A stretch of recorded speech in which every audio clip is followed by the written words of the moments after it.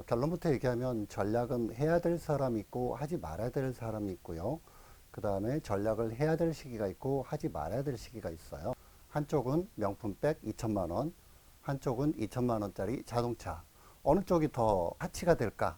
반대로 명품백은 모두가 다 그런 건 아니겠지만 대체로 비슷한 수준을 유지하고 있거나 어떤 건 때에 따라서 높아지죠. 여기서 중요한 포인트 하나 알려드릴게요. 절대 실망하시면 안 돼요. 원래 생각한 대로 안 될 수 있고요. 만약에 생각한 것보다 훨씬 좋았다면 제가 볼 땐 그게 더 위험할 수 있습니다. 재테크든 다이어트든 운동이든 처음에 재밌어야 됩니다. 그리고 성과도 빨리 나와야 되고요. 재테크를 할 필요가 없다는 아니고요. 실제로 3년이란 기간 동안에는 4%냐 8%냐 이게 의미가 많이 약해요.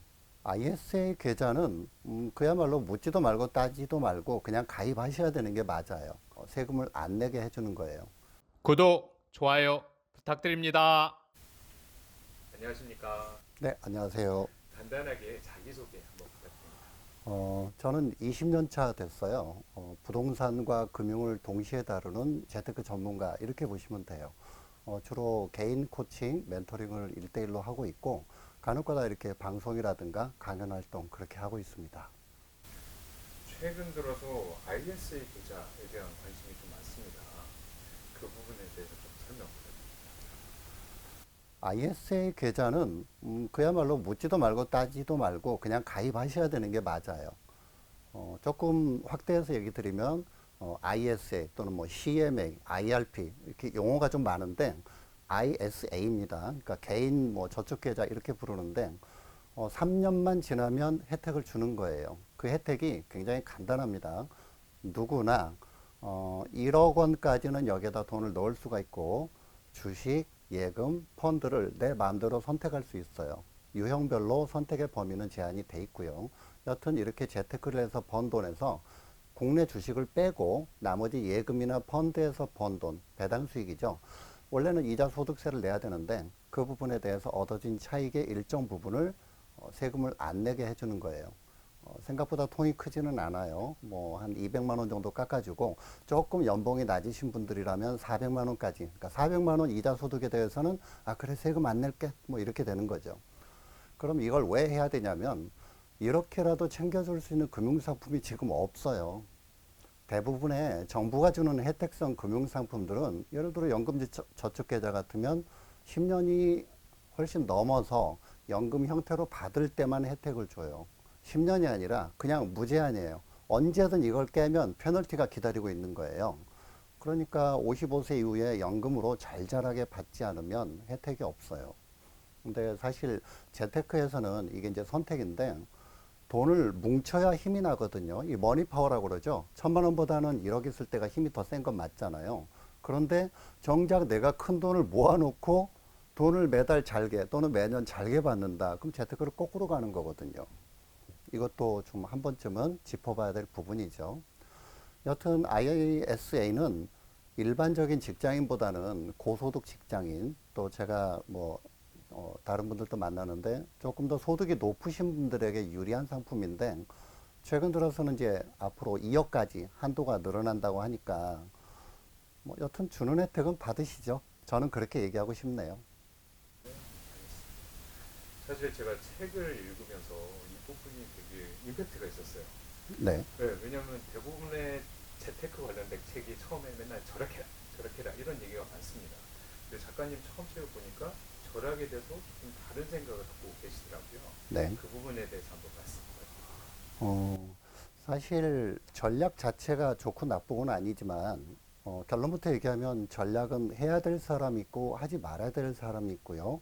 그 다음에 전략을 해야 될 시기가 있고 하지 말아야 될 시기가 있어요. 저는 이제 재테크 쪽을 다루니까 그런 얘기 하잖아요. 1% 수익률보다는 2%, 3%, 4%가 더 나은 것처럼 재테크는 퍼포먼스와의 게임이거든요. 효율성. 그런데 전략은 예를 들어서 한 달에 100만 원 쓰는 분하고 한 달에 1000만 원 쓰는 분이 있다면 둘 다 똑같이 10% 전략하는 노력을 했을 때 나오는 결과값이 차이가 너무 커요. 이거는 재테크에서는 옳지는 않아요. 노력을 똑같이 했다면 결과는 비슷하게 나와줘야 돼요. 아니면 더 남들보다 낫거나. 그러면 소비를 100만 원 하는 분이 전략의 효과를 높이려고 한다면 소비를 더 해야 돼요. 더 했었어야 돼요. 엄밀히 말하면. 그럼 이게 패러독스가 되는 거죠. 모순이죠. 그리고 실제로 인생에서 누구나 전략이 효과를 낼 수 있는 시기는 따로 있거든요. 이런 식으로 저는 이제 잘못 알려진 부분, 이제 관습이라고 표현하는데, 저는 책에서 패러독스라고 표현을 했거든요. 그런 비슷한 예로 소비에 관한 게 또 있죠. 흔히 소비를 뭐 좋다, 나쁘다, 뭐 줄여라, 뭐 어떤 또 스투핏 뭐 이렇게도 하잖아요. 네. 제가 볼 땐 그런 방식은 문제가 있어요. 왜냐하면 소비는 좋고 나쁘고는 없어요. 예를 들어서 이 방송 보시는 구독자님들이라면 이 질문에 한번 대답을 해보세요. 내가 만약 2천만 원 있다면 그리고 선택을 딱 두 가지 중에서 하나만 해야 된다면 한쪽은 명품백 2천만 원, 한쪽은 2천만 원짜리 자동차. 어느 쪽이 더 소비 그러니까 사치가 될까? 질문을 해보면 대체로 뭐 명품백 쪽이 조금 더 사치가 아닌가 내지는 아주 압도적으로 뭐 스투피까지 나올 수도 있죠. 그런데 실제로 3년 지나고 보면 자동차는 잔존 가치가 3분의 1도 안 돼요. 이건 재테크 관점에서 보는 거예요. 반대로 명품백은 모두가 다 그런 건 아니겠지만 대체로 비슷한 수준을 유지하고 있거나 어떤 건 때에 따라서 높아지죠. 그러면 명품백을 사는 것이 사치냐라고 했을 땐 그건 아닐 수도 있는 거죠. 결국 제가 얘기하고 싶은 건 이거예요. 너무 한 가지 기준으로만 우리를 몰아붙이게 되면 상당히 재테크가 힘들어지고 나는 계속 죄인 상태에서 살아가는 거예요. 마치 다이어트처럼. 다이어트 협박식으로 하는 다이어트는 성공하지 않습니다. 네, 못하겠죠. 즐겁게 해야 됩니다. 재테크도 그렇게 하라는 측면에서 제가 책 초반에 그 예를 든 거죠. 2천만 원에 대한 선택. 소비도 그런 편견이 많이 있습니다. 그러면서 이제 책의 전반적으로 재테크 추천하는 방법, 코스에 대해서 설명을 해주셨습니다. 재테크를 처음 시작하는 분들에게 재테크 이렇게 했으면 좋겠다. 한번 가르침을 주시면 감사하겠습니다. 근데 이게 참, 그래요. 그냥 2030 세대 기준으로 얘기를 하고, 그 중에서도, 저는 이제 3단계로 구분을 하거든요. 전세 단계, 월세 단계, 내 집 마련 단계, 이렇게 자산의 축적 과정이 있는데, 2030 세대를 만약에 월세 단계로 표현한다면, 그리고 그 중에서도 매우 초보자라고 한다면, 저는 한 번에 세팅하는 거는 좀 피하시라고 얘기하고 싶어요. 뭐든지 깔끔하게 한 번에 하는 게 좋긴 하지만 부작용이 따라오거든요. 항상 한 달이나 두 달쯤 후에 후폭풍이 몰려와요. 그럼 또 실패할 수 있죠. 저는 이렇게 얘기하고 싶어요. 처음에는 일단 적금 한번 드는 거예요. 살짝. 내가 100이란 돈을 저축할 수 있다면 그 중에 일부를 적금을 먼저 드는 거예요. 그리고 한 달쯤 지나서 펀드를 가입을 하는 겁니다. 이제 투자로 들어가는 거예요. 그런데 일반적인 투자 상품 말고 인덱스 펀드라고 ETF 상품이 있거든요. 특정 산업 분야로 가는 ETF 말고 전체적인 지수, 그러니까 대한민국 평균 따라가거나 뭐 미국 평균 따라가거나 이런 쪽, 이런 인덱스형 펀드를 또 요만큼 가입을 해보는 거예요. 그 다음에는 이제 액티브 펀드를 또 그 다음 달에 가입해보고 이런 식으로. 근데 이 과정에서 그냥 있으면 밋밋하잖아요. 경제 뉴스를 보는 거죠. 처음엔 당연히 모래알 심는 것처럼 좀 딱딱하겠죠. 아무래도 뭐 이해도 잘 안 될 거고요. 그냥 보세요. 제가 팁을 하나 드릴게요. 매일매일 보지 마시고 일주일 단위로 보세요. 그것도 제목만. 이거 되게 효과 있거든요. 제 말대로 따라해 보세요. 일주일 단위로 경제신문의 딱 제목만. 왜 일주일 단위냐면 너무 자주 보게 되면 헷갈려요. 그리고 초반에 또 포기하게 되죠. 재테크든 다이어트든 운동이든 처음에 재밌어야 됩니다. 그리고 성과도 빨리 나와야 되고요. 이런 식으로 매달 간격으로 조금씩 이제 책에 자세히 썼는데 이런 상품들을 하나씩 가입해 가면서 한 석 달, 넉 달쯤 지나면 운영 리포트가 날라오거든요. 근데 그걸 보는 거예요. 실제로 이런 운영 리포트 보는 방법은 인터넷에 많이 있는데 아무리 많이 있어도 내 일이 아니면 관심이 없잖아요.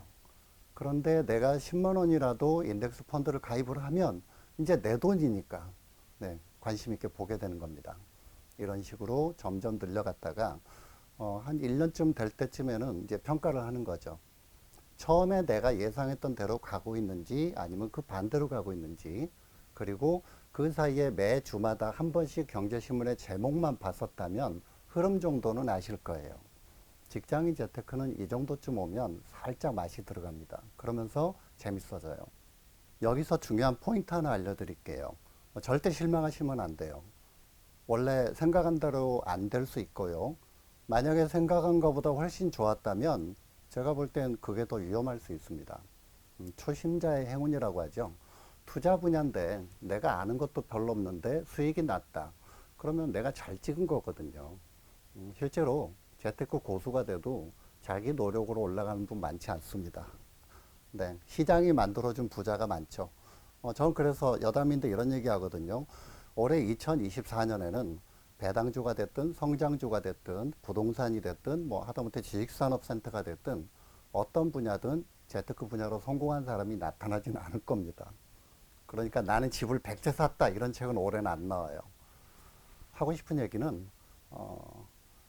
재테크는 자기 능력도 있지만 시장의 능력도 상당히 무시 못하거든요. 대신에 자기의 능력을 갖추려면 뭔가는 알아야 되죠. 그래서 제가 이런 코스를 얘기를 하는 겁니다. 그러면서 저 이 부분도 되게 신기했어요. 재테크족이 넘어야 될 환상 세 가지. 아, 네. 그 부분이 살짝 머리를 좀 때렸어요.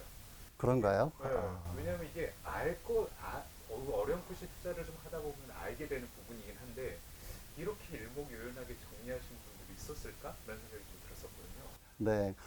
착시 현상이라는 게 있거든요. 예를 들어서 수익률에 대한 착시, 또 복리 효과에 대한 착각, 환상이죠, 환상. 그 다음에 시장을 예측할 수 있다는 환상. 이 세 가지가 제가 재테크 강연할 때 가장 많이 보게 되는 환상 중에 하나였어요. 하나만 예를 들어 볼게요.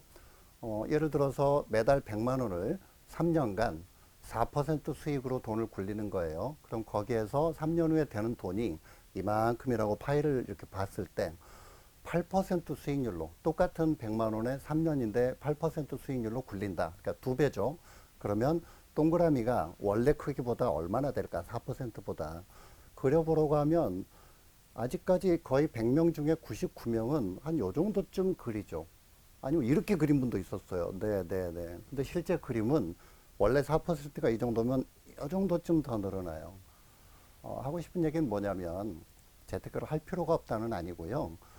실제로 3년이란 기간 동안에는 4%냐 8%냐 이게 의미가 많이 약해요. 그런데 우리는 보통 좋은 재테크 찾으면서 기간을 3년 이내로 두는 경우가 많죠. 사실은 뭐 한 석 달로 두는 이거 석 달을 장기 투자라고 얘기하는 분도 제가 아프리카 팀에 나가서 있을 때 얘기하시는 분도 있었어요. 석 달이면 초장기 투자다. 네. 뭐 어쨌든 본인 스타일이긴 한데 여튼 그런 짧은 기간으로는 위험을 두 배로 무릅쓴 만큼의 돈이 늘어나지는 않는다라는 것. 그러면 이걸 거꾸로 응용할 수가 있거든요. 예를 들어서 제가 3년 동안 돈을 매달 땡땡땡 만 원씩 모으려고 하는데 어떤 재테크가 좋을까요? 라고 물어보고 싶다면 그냥 적금 드셔도 됩니다. 이 정도 기간이면. 네. 다만 모든 돈을 다 적금 드는 건 그렇고 일부는 또 투자를 해봐야 되겠죠. 큰 기대는 하지 마시라는 것. 복리 효과도 생각보다 많이 와전된 게 있어요. 홈쇼핑이나 이런 데 보면 막 대제 통장이 막 무럭무럭 늘어나더라고요. 실제로 많이 드는 예가 뭐 아메리카 인디언 얘기 많이 들잖아요.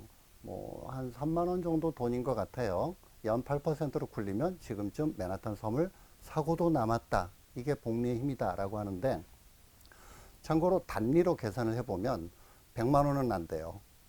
근데 한 380, 거의 400년 정도 지나야 돼요. 400년 기간 동안 돈을 갖고 있는 분은 우리 독자님들 중에는 없잖아요. 그죠? 그렇다고 내 손자를 위해서 그럼 내가 과감하게 희생타를 날리겠다라고 해도 어차피 금융기관에서는 99년까지만 받아줘요. 현재까지 인정된 금융기관 속에서는. 그리고 유일하게 100년을 넘는 회사가 보험회사인데 내 수명이 닿을 때까지만 해줘요. 그러니까 400년 갈 수는 없는 거죠. 그러면 복리 효과는 누리지 말란 얘기냐? 역시 그건 아니죠. 다만 우리가 방송이나 언론이나 이런 강연에서 봤던 인간이 만들어낸 최대의 뭐 마법 이런 식으로까지는 아니라는 거죠. 적어도 대한민국 안에서는 8%의 금리로 주는 상품이 없거니와 복리 상품도 없어요. 투자밖에 없죠. 그럼 투자는 들쑥날쑥하니까 복리인 건 맞지만 복리 효과를 낼 수는 없겠죠. 시장 예측에 대해서는 강의할 때 많이 태클 받아요. 그러면 전문가님은 어떻게 돈을 굴리시나요? 또는 뭐 앞으로 비트코인이 어떻게 될 것 같나요? 지금 1억 도달했는데 이제 2억 가나요? 라든가 반감기가 왔는데 어떠군요? 저는 이런 얘기를 해요. 그렇게 모든 걸 맞출 수 있다면 그분은 전문가가 아니라 점쟁이다. 그러니까 점쟁이를 만났다면 그분이 잘 쪽집게처럼 찍어내는 것이 그분의 실력이죠. 그럼 전문가는 뭐냐? 근거 있게 얘기하는 사람이에요. 비트코인이 밑도 끝도 없이 2억 간다 이렇게 얘기하면 전문가가 아니죠. 비트코인이 2억을 가기 위해서는 이런 환경이 된다면 2억에 갈 수 있고 이런 환경이 도달한다면 이렇게 될 수 있다라고 근거를 얘기할 수 있다면 그분이 전문가고, 그럼 우리는 그 얘기를 듣고서 그럼 내가 생각해 볼 때는 이쪽이 좀 더 나는 믿음이 와 라고 한다면 이제 투자를 하는 거죠. 또 이쪽에 믿음이 간다면 그때는 좀 투자를 보류하고 좀 더 좀 살펴보는 거죠. 시장 예측은 정말로 큰 환상 중에 하나고요. 이것만큼은 버려야 된다고 생각을 합니다. 이번 책이 또 나왔습니다. 네. 이번에 나온 책 소개 좀 부탁드립니다. 저의 20년 노력의 결정판이죠. 부동산과 금융에 대해서 책 한 권으로 끝내고 싶은 분들을 위한 책, 이렇게 보면 될 것 같아요. 부동산도 사실은 여러 분야가 있거든요. 주거용 부동산을 그 중에서 다루고 있고, 그 주거용 부동산에서도 4개 분야, 아파트, 오피스텔, 빌라, 상가주택, 이렇게 각각 고르는 방법이 다른데, 이런 걸 소개하면서, 이제 이게 메인이죠. 그러면서 부동산을 매수할 때까지, 재테크를 해야 되니까, 그 금융재테크라든가 통장관리, 이런 부분을 풀어가고 있는 그런 책입니다. 부수적으로 개념을 넣었는데 그 부분이 조금 독특해서 관심을 많이 받고 있는 것 같아요.